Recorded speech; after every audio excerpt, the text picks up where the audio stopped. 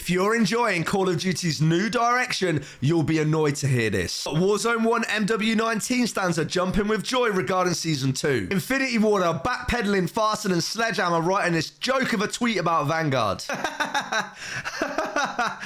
Vanguard. But let's be serious. The players are desperate for Season 2 because a loss of players equals a loss of earnings. Derek, the stakeholder with his brogues from our last video, ain't happy about this one. So COD finally have to listen. Starting with the latest news. Hardcore mode is finally returning to Modern Warfare 2. No kill feed, no HUD. Camping, flipping Kenny with his double claymore suppression mine sniper setup. No! I'd love to praise Infinity Ward for bringing hardcore back, but they never should have took it out in the first place. Anyways, actual new content is coming for DMZ. New missions, new exclusion zone, difficulty tuning. All coming to the deep dive blog next week.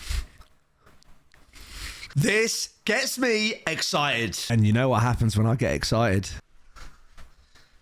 DMZ is actually such an underrated game mode. Comment below if you agree or I set Richard on you. And trust me, you don't want him speaking to the manager. Difficulty tuning can make a massive difference to people playing solo or duo. Those AI bots in DMZ hitting harder than a Johnny Sims command, if correct, should incentivize people to play solo or with a duo. Hopefully the best rewards stay at the highest difficulties, or everyone's gonna cheese it. And speaking of cheese it, don't you hate it when you're thrown into the gulag and your teammates playing COD for the very first time? Meanwhile, you're against scum and formal with perfect teamwork hitting only headshots. Annoying, ain't it? But soon to be no longer. 1v1 gulags are coming back in Season 2. But do you know what's worse than losing a 1v1 gulag? Not using code Stallion10 in the Fnatic.com shop. Support me and my team by getting a 10% discount off non-sale or non-newly added items. From peripherals to PCs, apparel to accessories, you can acquire the best from Fnatic.com. Check description for link. Now, honestly, why did 1v1 gulags change in the first place? Although I've heard some people preferred the change. Getting 2 kills instead of 1 if you're cracked out your mind. But in my opinion, 1v1 is the right choice. Warzone streamers now looking for another excuse when they're losing a gulag. And speaking of Warzone streamers, they'll be buzzing for this one. Player elims and loot containers now drop loot on the floor versus the backpack. This means you won't be searching in Narnia to try and figure your inventory out. You'll just pick up the wrong stuff instead. So COD are backpedaling. Backpedaling harder than you if I find you not liking and subscribing to my channel right now. Don't make me come over there. Now, I wonder, what is the true reason for their backpedaling? The player count falling harder than Battlefield 2042's launch day? Or, I can't believe I'm saying this, are they actually listening to us?